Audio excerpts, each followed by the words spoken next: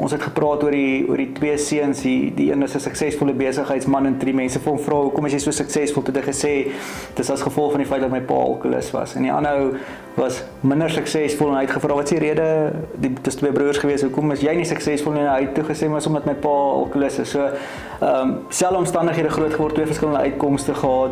Is dit ooit vir persone te laat om 'n omkeer te maak en te transformeer?